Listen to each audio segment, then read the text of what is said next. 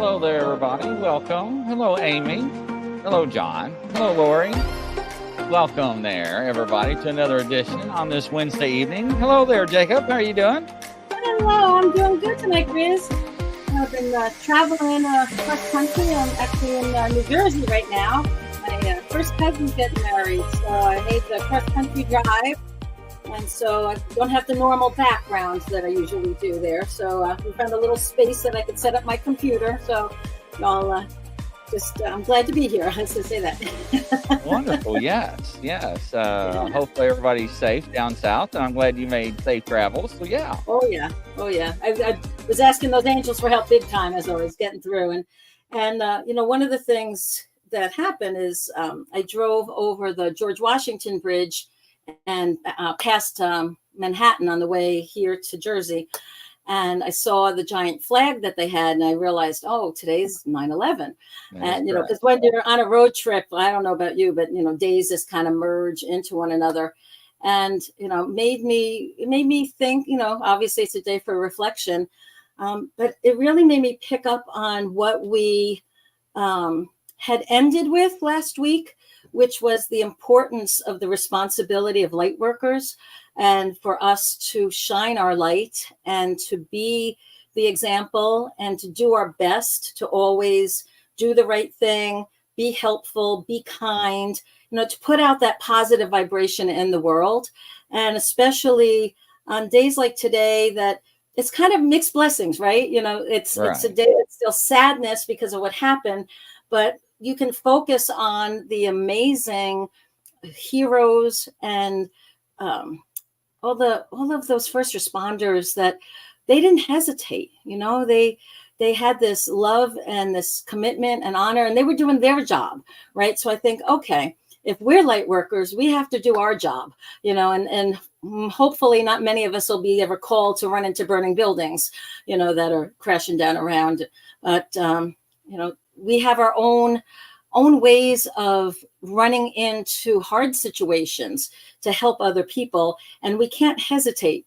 We need to make sure we do our best to refine and expand our spiritual gifts so that when there is a need, we can go running in, metaphysical guns a-blazing, and help them with whatever tools we need, kind of be the angels to the people in the world around us.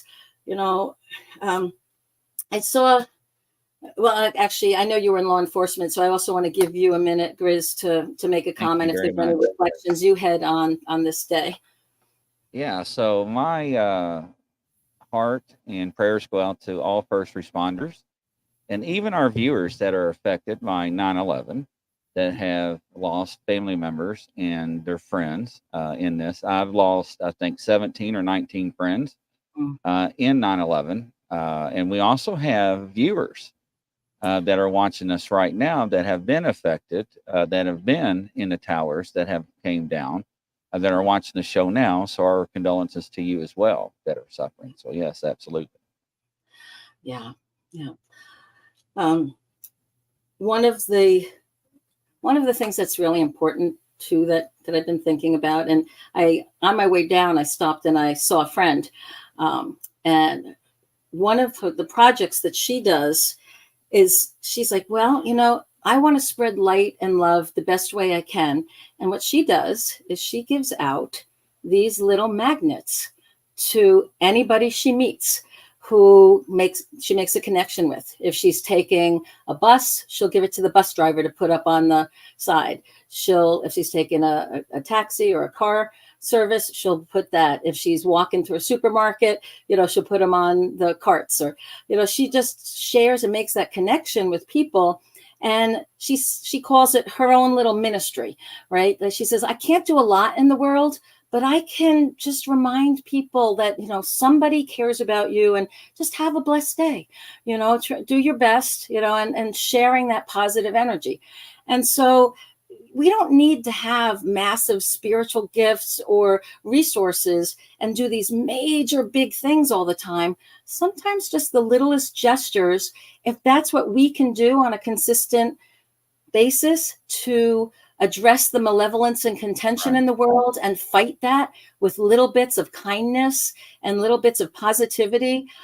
I really applaud her for doing that. That's why I wanted to share this today. And I also wanted to encourage everybody who's out there listening or watching, think about what are the things that you can do to bless the lives of others, to add positivity and light and joy and kindness throughout your day to anybody you happen to meet, whether it's family or friends, whether it's your colleagues at work or total strangers out in social settings. I give you that challenge to find that place in your heart, because if you're watching this show, if you're listening in to this podcast, you have a light within you. You have a soul that is purpose driven, and there are gifts that you have and an attitude of caring and wanting to be part of something greater than self that makes you you. And so find out what that might be and do your best to every day that you can. And, you know, we all have good days and bad days, you know, and sometimes we forget and most times we remember, but do your best to be that benevolent force for good in the universe. You know, you go. So that's how I wanted to start today. That felt like it was important. It's wonderful. Absolutely wonderful. All right. And then what I did is I picked some cards, of course, to get a message. And this is my belief that since it's my intention that the messages that come for this group, it's not just for who's watching it live, but this is going to be a message that will apply to anybody who's listening to it whenever you get around to listening or watching, whether it's a week from now, a month from now, or a year from now. This message should hopefully resonate with you. At least that's what I asked Spirit and our angels to give us and bring us. So the first card today that came out was wisdom. And wisdom, what's the difference between wisdom and knowledge, right? Knowledge is learned. It's the things that we study, but wisdom is where that something divine within us prompts us to have an understanding of it. And what does it mean? And how does it all fit together? And so wisdom is something to ascribe to. And it's also something that we can connect with the, you know, we hear ancient wisdoms, right? So what are those ancient wisdoms that if we sat back and said, what do I need to know right now that would be really helpful? If I took all the knowledge I had and then, so knowledge is very much in our head, right? That's our intellect. What if I blended that with my heart space? What am I feeling? And feeling that love of others, love of self, that desire to be of service, and then tuned in to our intuition to say, okay, how am I supposed to interpret this? And opening up to our guides and spirits and the Holy Spirit or whatever benevolent forces come to you and help you and that are part of your reality and experience right now. If we invite those in to help us make sense of the knowledge and our thoughts, and we blend it with those three places, we come up with a coherence that is really powerful and helps us know the right decisions to make, the right actions to take, so that we will always be in the right place at the right time, meeting the right people for us to help them or them to help us help others. The next card that I chose here for us, the angel card, was joy. And joy is one of the highest vibrations. It's one of the best energies. And that is something that we should all be ascribing to, right? To create that sense of joy in our own life by those decisions and actions and interactions, and also spreading that joy with others as much as we can, even in the littlest ways, like somebody sharing a magnet with a stranger. My friend Margaret was telling me that when she gives these out, people are like, oh, that's for me. How much do you want for it? And she's like, no, it's just a gift, right? And they're touched that somebody would just purposely go out of their way to spread joy to a stranger. And I'm like, that's awesome. You know, to me, that's one of the giving joy to others brings us joy too, right? And I'm sure many of you have experienced this, right? When we buy a gift for somebody that we love and we think, oh my God, I know they're just going to love this. Don't you get just as excited about giving that gift because you know how happy it's going to make that person, especially when it's one of those, oh my God, they're just going to love this, right? You feel it yourself. That's because we're so interconnected. And it's really important for us to have that joy be something that we're keeping mindful of and trying to cultivate it. Because let's face it, if we're going through life and it feels like it's a drudgery, and trust me, there's been times in my life where I had a corporate job for a while, and I was getting up really early and trying to, commuting a long way and working long hours, and the days and weeks and months were buzzing on by, and I'm like, what am I doing? Yeah, I'm serving, I'm learning. I had great experiences, but there wasn't a lot of joy then. You know what brings me joy? You guys can probably tell. This kind of stuff. Doing my soul's purpose brings me joy. It doesn't feel like work.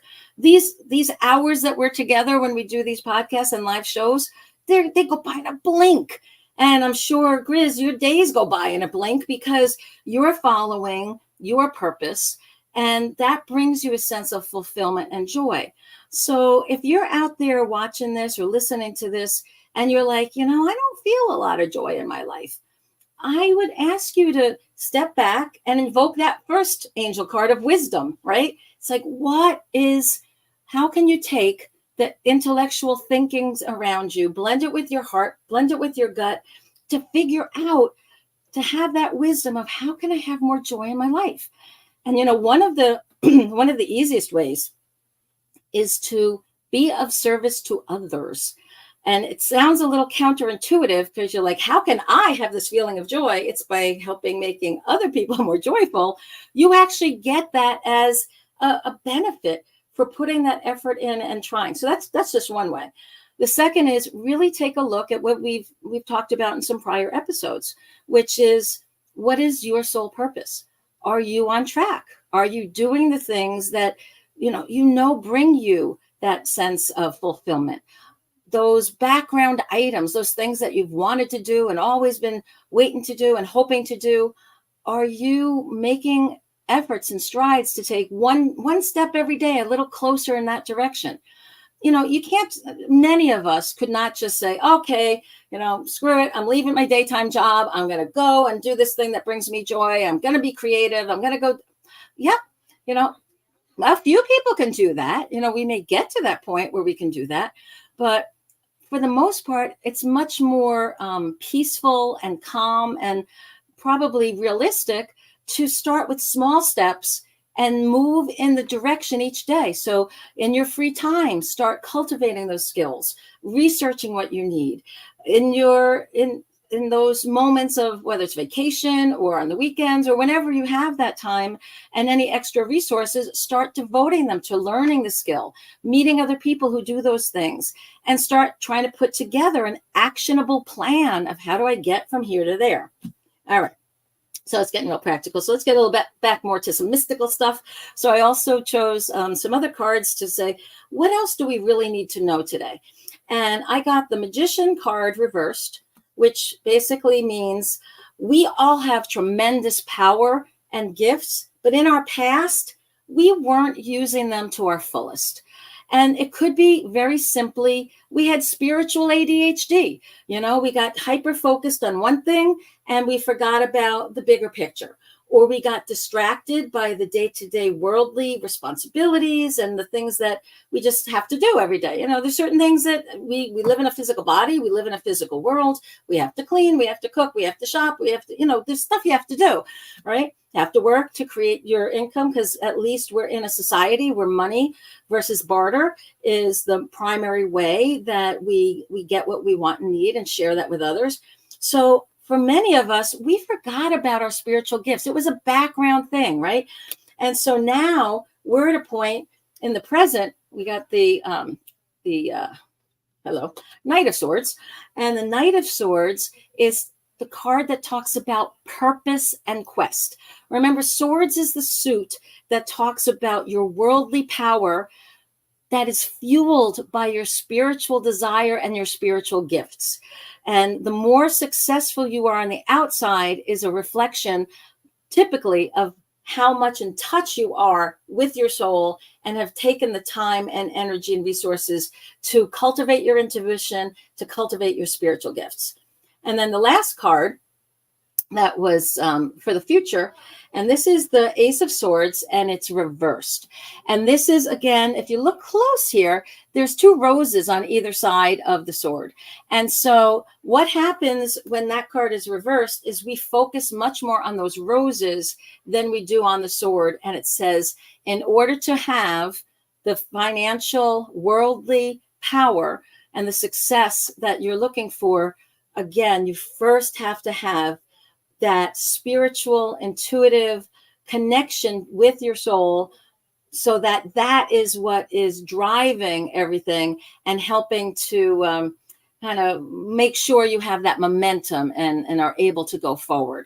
So that's kind of the picture there. It's reminding us all, again, just a real quick recap, that we've had in our past, we have tremendous abilities and gifts, but we often got distracted by the worldly stuff. Right now, we kind of feel like we're on a mission, don't we? You know, if you're turned into this, you're not just the average person, you know, going shopping through their life, right? You have a sense that there's something more to life. There's something more than just this physical plane. And some of you have experienced the paranormal stuff. And that's part of the reason why this channel is especially exciting to you and of interest to you.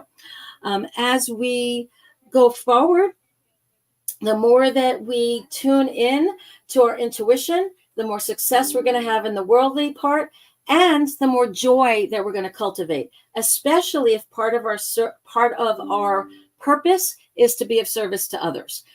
Because it's almost like, oh, the more I do this, the better I feel. You know, on a practical level, one thing that happened for me, I started swimming 3 times a week. And the first month, I'm telling you, I felt like I had to really drag my sorry butt to the pool in that aquatic center. I made every excuse under the sun. I kept hitting the snooze alarm. I'm like, I don't want to do this. I was whining like a baby. You know, it's like, come on, you know, you're going to feel better. You know, your knees will feel better. You'll feel better. Well, now after a couple of months of doing that, I'm like, woohoo, you know, it became a reward in itself.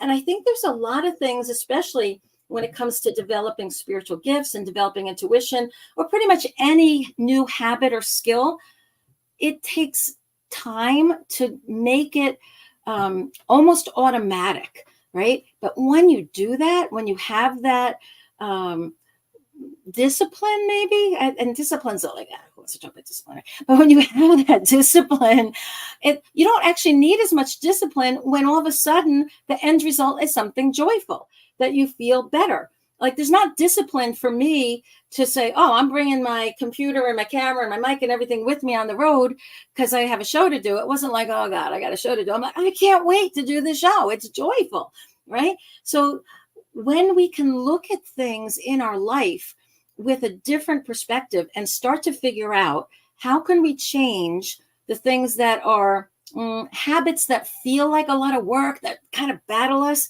what do we need to do to tweak it so that we can focus on the benefit that we get, the joy that we get, and the result that we're creating that then builds a momentum in the right direction? So I wanted to share that too. All right. Anything you'd like to add there, Grizz, before we see what our guys want to talk about? Fantastic. Who's out there tonight and that has a question or something, that a topic that we can just take and run down the rabbit hole with? No, everybody is agreeing, and yeah, it's been great. Okay. Right. I saw somebody's book. Hey, cleaning bathrooms. Yeah, ain't that the truth?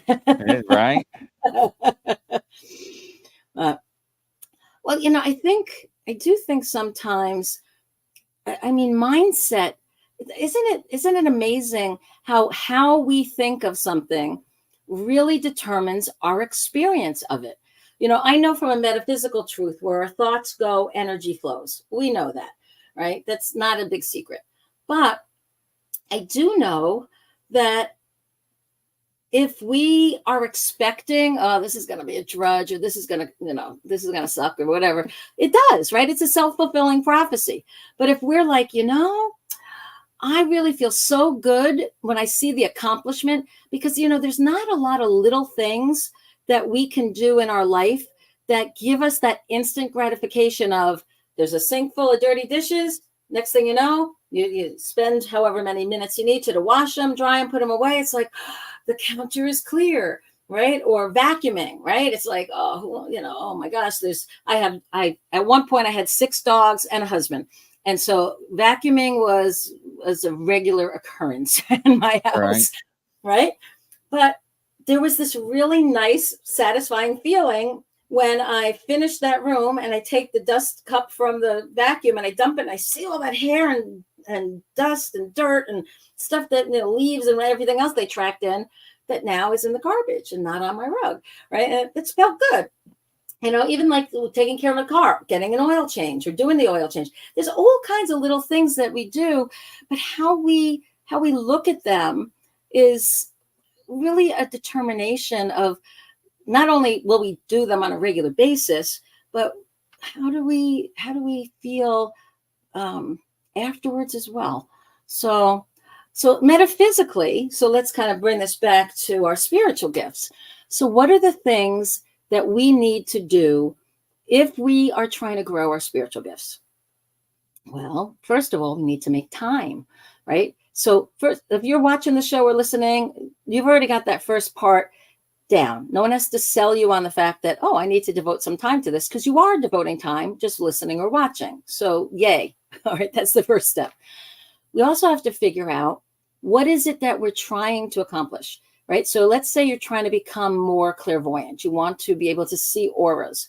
Well, sometimes it helps if you know what's the purpose behind why you want to develop a skill. If it's just curiosity, that's cool. But is there a need? Is there some gift or tool that you're going to use to help yourself, your family, your friends, or others, right? Sometimes if there's more of a need, that's something that will drive us and motivate us to make that time and take that time. Getting the right tools, finding teachers, looking things up on, social media is so amazing these days. You can find, all kinds of stuff on YouTube that will specifically teach you how to do things. You can take workshops with people like myself, little plug. I'm doing a Halloween broadcast, by the way, a little Zoom workshop on how to learn how to read tarot cards. 2 hours, $25, easy peasy. So if you're not going out trick-or-treating and you want to learn how to use oracle cards, specifically the tarot cards, join us for a couple hours. That's on my website on the event page, right? Or come to the retreat I'm doing in Sedona at the end of November. Middle of November.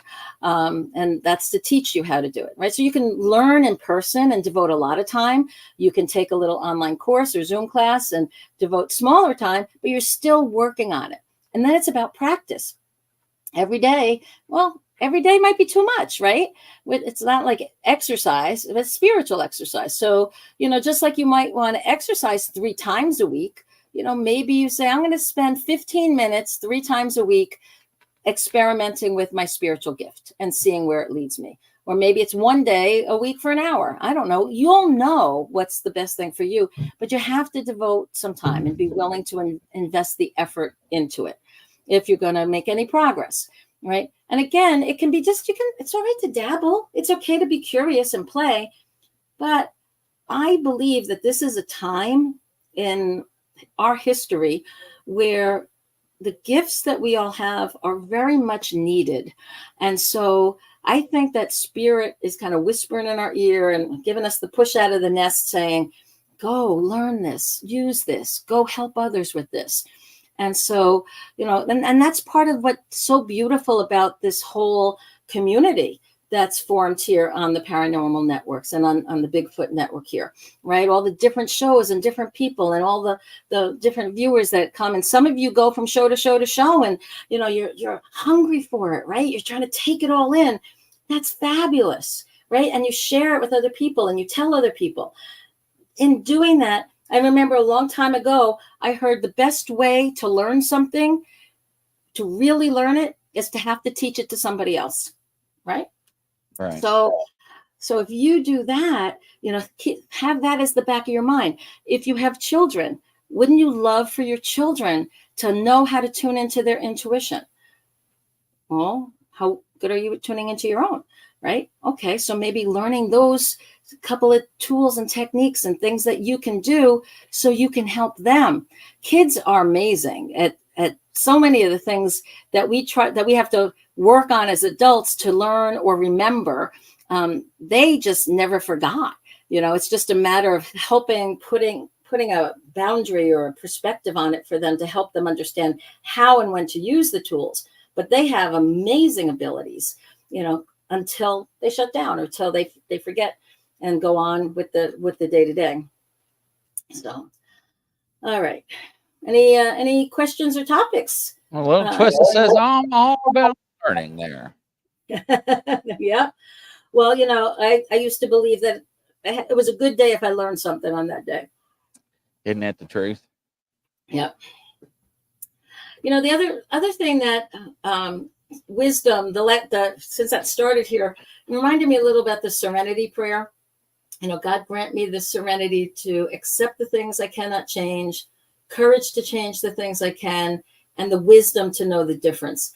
And, I think in today's world where there's so much craziness and contention, and we're all trying to cultivate a feeling of peace, I think it's really important that we even look at it like, okay, what can we change in effect, right? Because we don't want to be banging our heads against the wall going, I'm trying to change this. And it's like, yeah, but that's A, it's not your job. B, you can't, right? So accepting things we can't change, what can we still impact? However, maybe I can't change that external. I can't change what's happening in the political system. I can't change what's happening with wars. I can't change what's happening with hurricanes and world weather, right? I can't do that. Not yet, anyway. Wouldn't it be cool be able to be at that level of mastery to go like, okay, let's dissolve that tornado or let's dissolve that hurricane. I think that'd be awesome. Right. Not quite there yet. But one of the things that we can do, which comes from that place of wisdom, first knowing the difference, right? Changing, accepting the things you can't change, courage to change the things you can. But for the things you can't change on the outside, we can always influence our reaction. We may not be able to change anything on the external, but we absolutely can influence and have control over our thoughts, our feelings, and our actions in response to the things that are happening to us. And so that's kind of like the practical application of wisdom, and you can use your intuition to tune into that. Sometimes like, okay, what's the best thing? Learning how to ask really precise, positive, and forward-moving questions also can help. Because if you ask a question and it's a crappy question, you're going to get a crappy answer, right? Sorry for the language. But if you ask a really profound and good question, you'll get a profound and good answer. So, for example, instead of saying, why did this person fire me, from this job? Well, okay. It might be good to know, did I do something, that warranted that? Did I screw up? Was it just, you want to know a little bit about it, but you don't want to obsess about it of why didn't I see it coming? And, why does he not like, making it all personal and spiraling into the negativity of it. It's like, okay, well, so this now what? So if I'm not working for this person at this job, what do I want to do next? And partly it could be, you might get the insight, oh, this was to free you so you could get out of that crappy job and find a better one. Or you've been wanting to do something with more of your gifts and skills and creativity, and you were locked into place with that other job. So now you have more options. And part of that is our own fault when some of these things happen, because typically spirit has been poking and prodding. And it's the image that comes to my mind is skydiving. And when you get on a plane with the jump master to go skydiving, the deal is there's only one way off the plane. You can't ride back down. You have to jump, right? And the skydiving, the jump master's job is to push you out the door of the plane when you're at altitude at the right time, if you're not courageous enough to do it, right? And so metaphorically, we have to be willing to have our hand on the ripcord and say, okay, I know this change is scary, but I'm willing to do it. And even if you have to close your eyes, go 1, 2, 3, jump and pray. And then, okay, I think you count to 3 and then you pull, right? And then the chute comes up. Well, now you can relax and enjoy the ride down and enjoy the transition. Too many of us force spirit to push us. And when we're pushed, it's like our arms are flailing. It's like, where's the darn ripcord? Oh my God, I'm going to die. You know, we're in a panic. It's not a pleasant transition. And by the time we get to the ground, it's like, you know, what was that all about?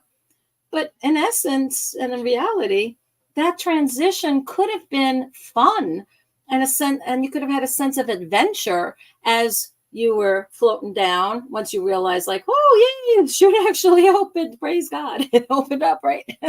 You could do that.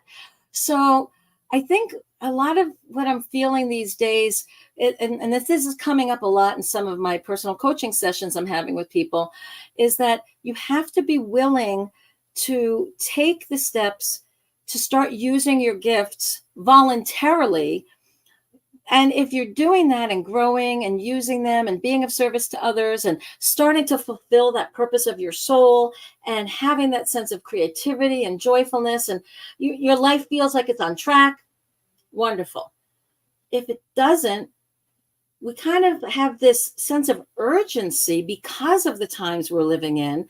And our souls have made an agreement with spirit saying, you know what?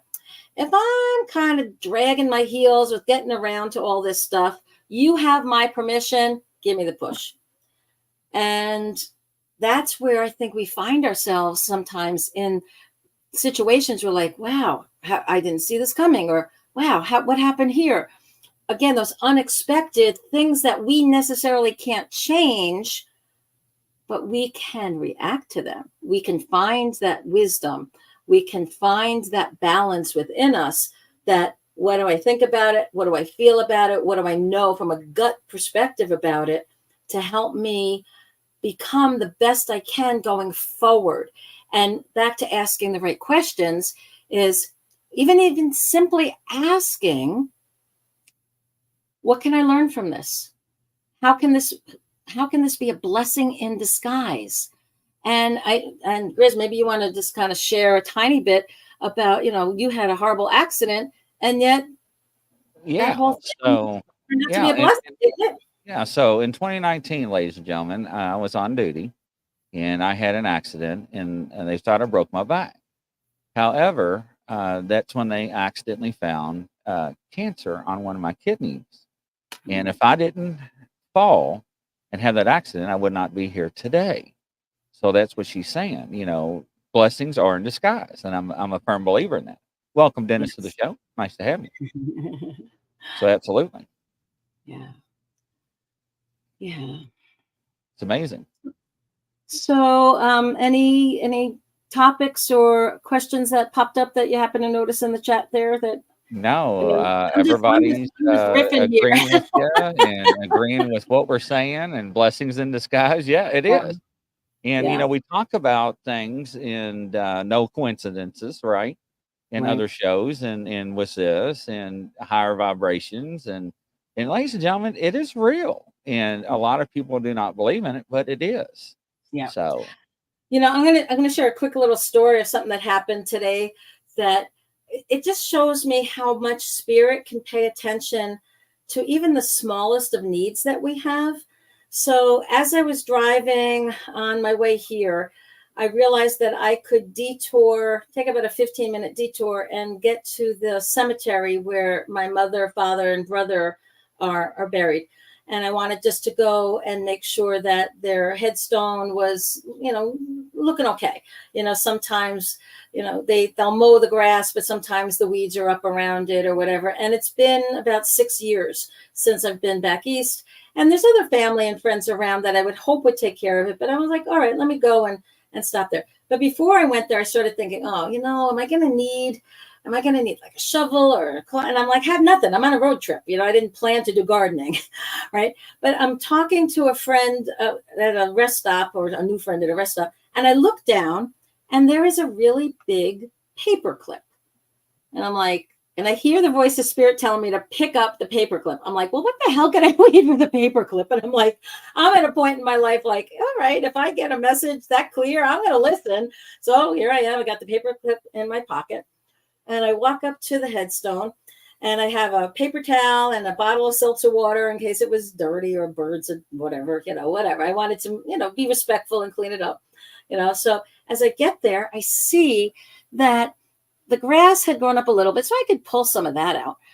But there also was this, like this whitish gray lichen, moldy something or other that had, I guess it's some kind of thing that grows on rocks, right? So headstones are rocks. So this thing had grown up, and it had filled in all the letters of my father's name and dates and my mother's names and dates. And I was like, oh no. And I try to wipe everything as best I could with the paper towels that I had in the water. But the letters were all filled in with this weird stuff. And then all of a sudden I hear like laughing from spirit, like, I bet you that paperclip would fit in those letters pretty well. And I'm like, oh, you're kidding me. I unfurled the paperclip, and it was the exact right thickness of the carving of the letters that I could go there and scrape out whatever this stuff is that was growing, that was totally obscuring my mom's name, my dad's name, and all their dates. And I was just filled with such gratitude from spirit, because it was kind of upsetting to me, and I know they're not there. I know that's just a place of memorializing my folks, right? But something about their names being blotted out by whatever this weird stuff is that was growing upset me, because it's sort of like, if we're not remembered, if people don't know our names, like how, after we're gone, how do we live on? We live on in the memories of others and in the memorials, right, that are there. And especially it's 9/11. So of course I'm thinking of memorials and loved ones who've passed and that sort of thing. And my dad had been in the military. He was in the Navy. So they still come around and they put a flag there on certain days of the years. But it was so upsetting to me to see, like, oh my God, their names, I can't read their names. And spirit had prepared me, an hour before at a rest stop, I find a paperclip, which was exactly the right size to be able to clean it out and leave it looking respectable, and where everything was readable. And I felt like, okay, I did my little deed there, to help bring that back to some sense of balance or order. But I could have just been frustrated if I hadn't picked up that paperclip, right? I could have said, oh shit, that's what that paperclip would have helped with. Oh man, I wish I had that thing, right? But that's part of what I'm encouraging you all to do when you get the littlest promptings. Sometimes you don't know what those promptings are going to lead to in ways that fulfill a need or help in the situation, or, it's just the little wink from spirit of, hey, I got your back. I got you covered. No matter what it is that you want or need, we're a team here, and we're going to help you. And especially, this is going back to being of service. I was coming from a place of service, opening my heart, right? Obviously, it's my family, so I care deeply. And I just wanted to go pay my respects and make sure everything looked okay. And spirit helped with that. And so I thought that was it was beautiful, but it was also that reminder, we have opportunities every day where we can listen to those little promptings of spirit, or we could ignore them. And I have found on the ones that I listen to, good things happen. When I don't listen, I'm like, I wish I had. I don't know. Hey, Grace, have I told the story yet about the my dog Flash opening up the sliding glass door when I was doing dishes? Have I told that story already? I don't remember. I'll tell it quickly because it kind of makes the point as well. So it's middle of winter. I have a Malinois. His name is Flash, and he's brilliant. This dog is the smartest dang dog. He was a service dog. We used him for all kinds of things, bite prevention work for the post office. And he was on national TV, on National Geographic, on the Pet Talk, doing bite work, helping to demonstrate what to do in the case of dog attacks. And he was the bat dog for the Green Bay Booyah. So when a batter would bat, and drop the bat, he would run out of the dugout, grab the bat, bring it back to the dugout. So he had this, he's very smart. He's a purpose-driven dog, right? He's amazing. So this dog knows how to open up doors, any door, anything that's not physically locked. He can figure it out. So I'm there doing dishes. It's February. There's snow everywhere. I live in Wisconsin. So he opens up the sliding glass door to let himself out so he can go potty. I guess I wasn't paying enough attention. But he hasn't learned and doesn't care to, I guess, close the door behind him, of course. So I'm there doing dishes and I see the doors open and I hear this little voice from Spirit saying, you should go close that door once he gets back inside. And I'm like, yeah. What's the rush? So I'm finishing doing up the dishes. He came in a few minutes after that. And by the time I walk around to go close the door, on my time, not on Spirit's time, on my time, there's a squirrel in the house. I'm like, squirrel, why aren't you hibernating? What are you doing here? This bloody squirrel is in my house. And so I spend the next hour trying to shoo it out and forget about it. Forget about it. This thing is hunkered down, running under this and that. I'm like, all right, let's be smarter here. So I get some peanuts and seeds and I lay a little trail through my house leading back to the door. And I'm like, okay, I'm going to take the dog and get out of here. I'm going to lay this little trail of stuff, lead it back out the door. And I'm thinking, wait a minute, if I leave the door open, then will more squirrels come in? What am I doing? And so I got a humane trap and set it up with peanut butter and peanuts. Well, a week later, I didn't get in the trap. I'm like, oh, great. Is he in the house? I assumed, and because there was no other sign of him, when I was gone, he finally found his way back out the door and left.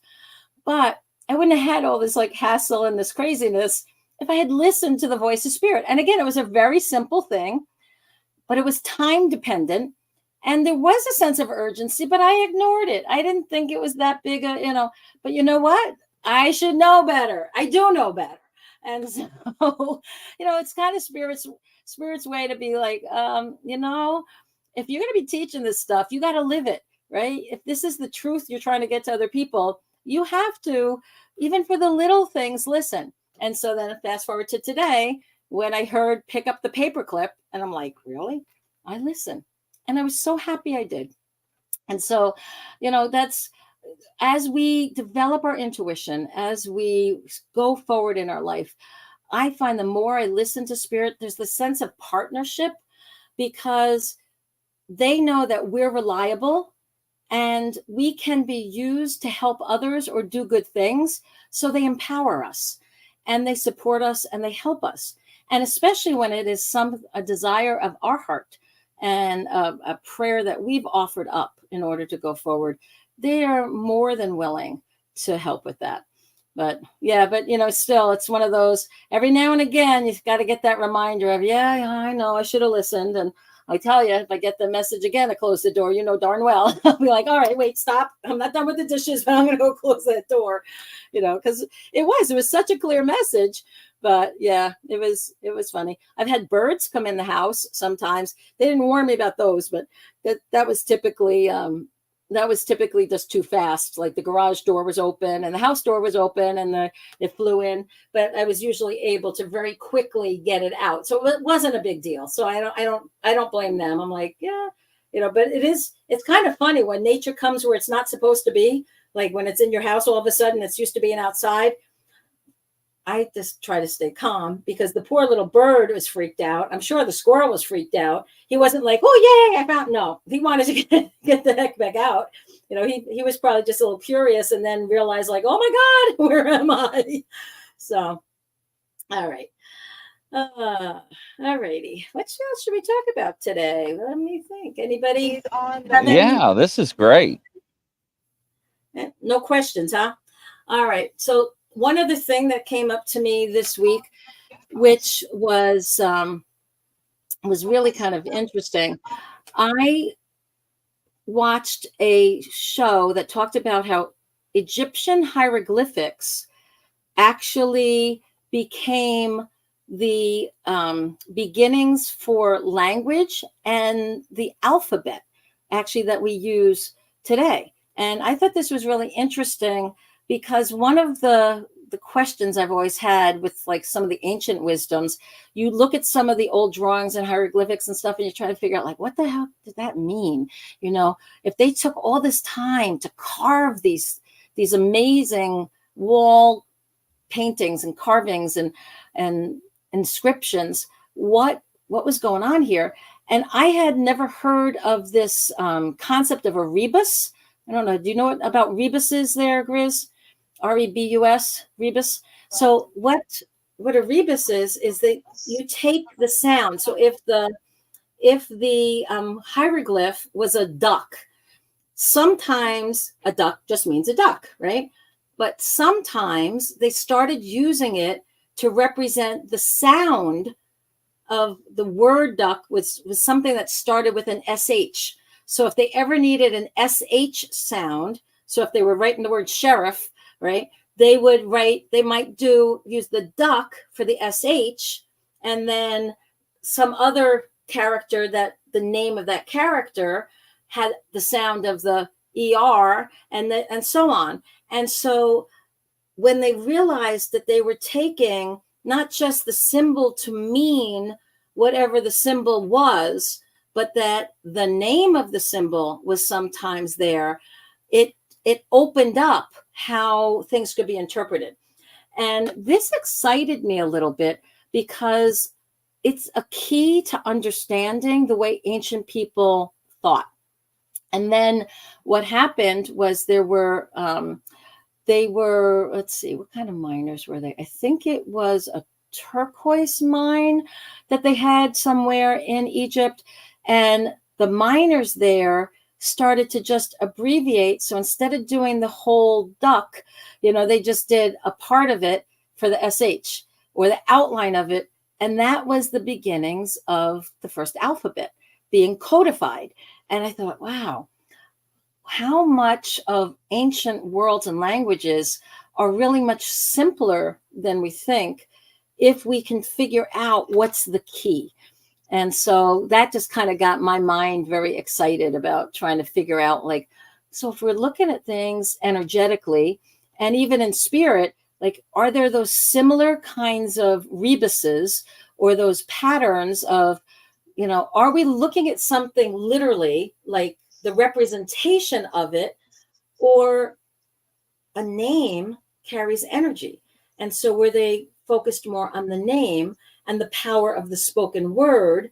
Because remember, up until about 6,000 years ago, nothing was written down. Everything was oral tradition, or I shouldn't say that. Most of what we know about in this epoch we can go way, way back. And yeah, there's old, I think every civilization kind of goes through a period of, it starts oral and then somebody tries to codify it, and then it's preserved in some way. And then that civilization doesn't last for whatever reason. There's the turnovers, and the earth is so much older and civilizations are so much older and more advanced than we ever realized, but we're starting to get back in touch with some of that. Spirit kind of gave me a little joke the other day. I watch Ancient Aliens. It's a show that's on TV, and I find it very intriguing. It's very mind expanding for me. And yes, it is. It's really cool. And so we actually have them on our network. Do you know that? Oh no, that's awesome. Yeah, Oh, I'd we love to have talk Mike to and them. everybody on our network. Actually, Mike's Oh, coming on our network. oh, Seb's coming on our cool. network. Yeah, from Ancient Oh, Aliens. so cool. So cool. So this is how spirit works with me sometimes, right? So I'm there, I'm processing apples because my orchard this year, the apples came early. So I'm peeling and slicing and coring apples, but I have like 35 of those Ancient Alien episodes recorded. So I'm like, I'm gonna put one of these on right now. And so I scanned through my list, and there's one that was about the ancient teachers and how the belief is that benevolent beings from interdimensional beings had come to the earth at various times to share technology, to share knowledge and wisdom, and really help. And in this particular episode, they talk about Helena Blavatsky, who was the founder of the Theosophists. And I had known of the Theosophy movement, and it's about 100 years old when she founded it. But one of the things I didn't know she did that they mentioned on the show was that she channeled ancient wisdoms of some of these cultures that no longer existed, that were thought to be mythological, but she actually wrote it. And they referred to the way she did it. They said she basically sat there with a notebook, eyes closed, and just whatever. And I'm thinking, oh, that's cool. And they said one of the books that she wrote that had this whole compendium of ancient civilizations, it was a book I believe called Isis Revealed. And so I go on Amazon and I look and I'm like, oh, it's there. So I ordered it. And because Spirit was like, oh yeah, remember we talked about back channel? Whenever we read something that's channeled, or we listen to music that's channeled, or we look at a beautiful painting that's been channeled, we have the ability to use that medium as a portal to help us, like a salmon swimming back upstream, to get to that source and then derive whatever we need out of that experience. So I thought, I'm going to read her book and use it as a portal to get back up to what she was learning about these ancient civilizations, because I have a real interest in this. And so when it shows up in the mail, I'm not kidding you, this freaking book is the size of a phone. I'm going to say phone book. Most of y'all don't know what phone books look like. Bruce, you know what a phone book looked like, right?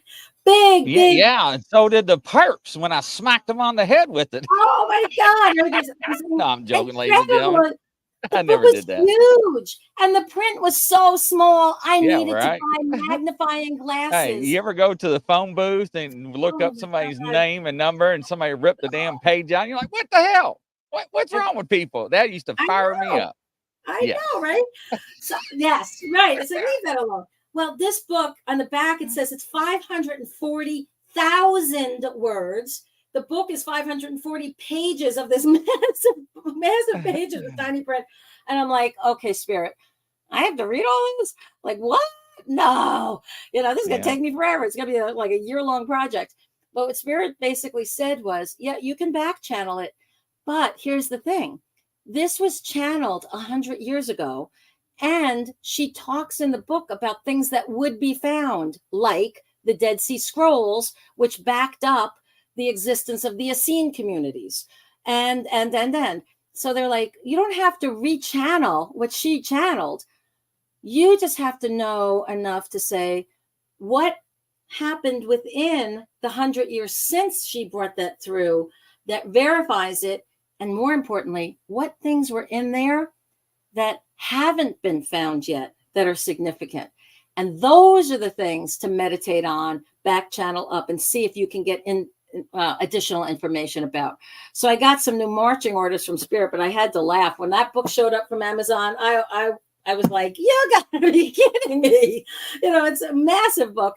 But when Spirit gives us those follow the dot kind of moments, like, oh, I just happened to pick that episode. Oh, I just happened to hear something that was right in line with what I've been thinking and been told I was, a little side project to be working on. And then, it's like piece after puzzle piece fit together. So even though, I'm not too thrilled with, I got to try to plow through this monster book, it's going to take me, I don't know how long. But the point is, I was willing to listen to that inspiration and like, stay tuned. I'm going to be on this little journey for a while. So I'll share some of these really cool tidbits and things that that come on out from it.